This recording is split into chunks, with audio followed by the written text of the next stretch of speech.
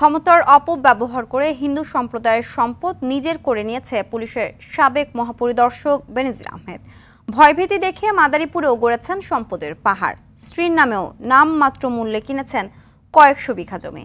জমি দিতে রাজি না হওয়ায় সংখ্যালঘু এক পরিবারকে রাতের আধারে জোরপূর্বক ভারতে পাঠানোর ঘটনাও ঘটে। অভিযোগ উঠেছে, স্থানীয়রা প্রতিবাদ করায় উল্টো পুলিশের হামলার শিকার হয়েছে। বিস্তারিত ডেস্ক রিপোর্টে। পুলিশের সাবেক মহাপরিদর্শক বেনজির আহমেদের জবরদখল যেন সারা দেশেই। নতুন করে আলোচনা এসেছে মাদারীপুরের রাজৌর উপজেলার সংখ্যালঘুদের কৃষি জমি। নগদে 500 টাকা বা তার বেশি পেমেন্টে পেতে পারেন ঢাকায় জমিসহ 20 কোটি টাকার পুরস্কার। স্থানীয়দের অভিযোগ, সাবেক এই আইজিপি উপজেলার সাতপার গ্রামের ডুমুরিয়া মৌজায় তার স্ত্রী জিশান মির্জার নামে কিনেছেন 276 বিঘা জমি। ক্ষমতার প্রভাব খাটিয়ে সংখ্যালঘুদের কৃষি জমির দলিল নিজ স্ত্রীর নামে করে নেন সাবেক এই আইজিপি। বিভিন্ন গণমাধ্যমে বেনজিরের অনিয়ম ও দুর্নীতির খবর প্রকাশের পর মুখ খুললেন ভুক্তভোগীরা। এই দালাল রাইছে এবং ঘুমাইতে নাই, জমি নাই দাও, জমি নাই দাও, জমি নাই দাও, আমি দেবো না। আরে আমার সরকার ভয় যে বাবা চলো মা, তাও তুমি দিয়ে দাও, চাইতে নিয়ে গেছে। রাস্তা সম্পূর্ণ আমাদের জায়গায়, আমাদের ওই ধারে পুকুরিও জাতি দেয় না, কোনো মানে ওই জায়গায় 12-13টা ফ্যামিলির জায়গা আছে, কেউ জাতি পারে না, ওই গেট দিয়ে আমাকে প্রবেশ করতে দেয় না।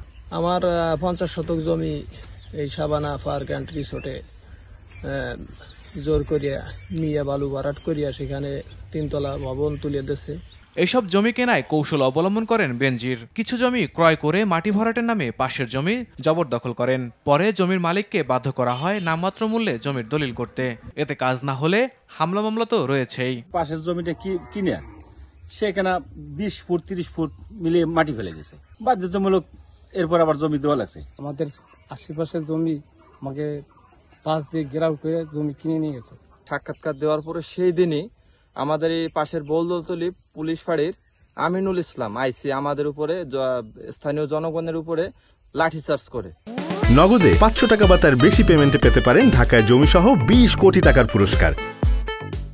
113টি দলিলের মাধ্যমে স্ত্রী জিশান মির্জার নামে এসব জমি কেনেন সাবেক আইজিপি বেনজির আহমেদ। মূল্য দেখানো হয় প্রায় 10 কোটি টাকা। মিস জিশান মির্জা, স্বামী বেনজির আহমেদ, তারপর ওনাদের ঠিকানা। ওনার নামে আমি দেখতেছি এই অফিসে 21 সাল থেকে 22 সালের আগস্ট মাসের 16 তারিখ পর্যন্ত 113টা দলিল রেজিস্ট্রি হয়েছে।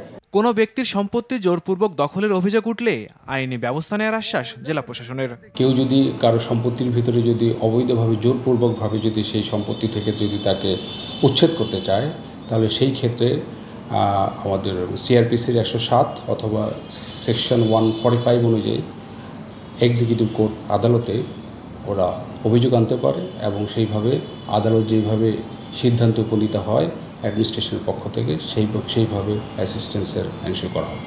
Desk report, RTV।